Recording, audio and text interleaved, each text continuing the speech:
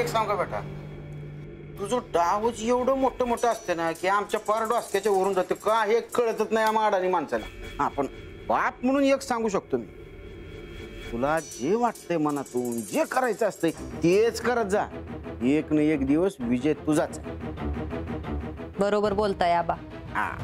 आता मलाच काहीतरी करावं लागेल. दादासाहेबांना माझी किंमत कळण्यासाठी आणि मला जे हवंय ते मिळवण्यासाठी कुणाची बी मदत न घेता, कुणाच्या बी खांद्यावर बंदूक न ठेवता मलाच दादासाहेबांवर नेम साधायला हवा.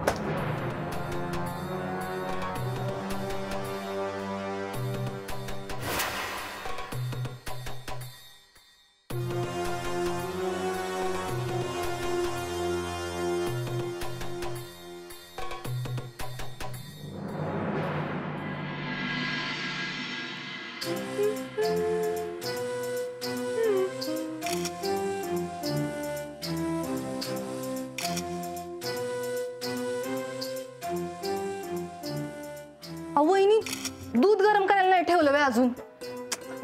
काय हो, तुम्हाला माहिती आहे ना इराला वेळच्या वेळी दूध नाही मिळाले की कसं भोकाड पसरते ते.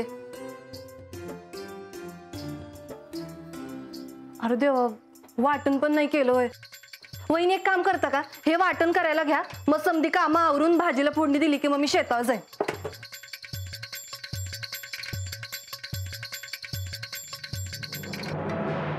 वहिनी, अहो तुमच्याशी बोलतेय मी.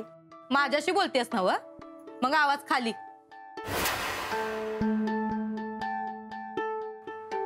अहो नाही, फक्त तुम्हाला सांगतेय. काय सांगतेस, काय सांगतीस? आणि ते बी मला, सुजाता वहिनी हे काम करा, सुजाता वहिनी ते काम करा, सुजाता वहिनी हे नाही झालं, सुजाता वहिनी ते नाही केलं.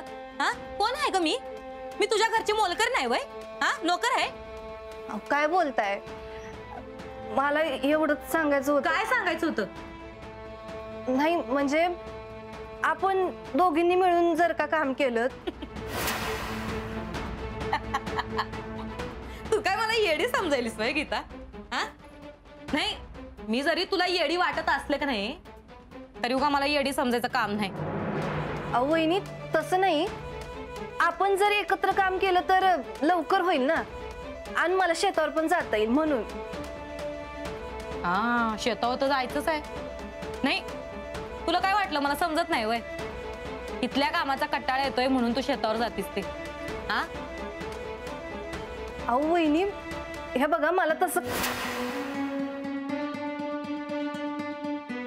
तुम्ही कुठला विषय कुठं घेऊन जाताय? आवाज खाली. उगा माझ्या समोर आवाज चढवायचा नाही.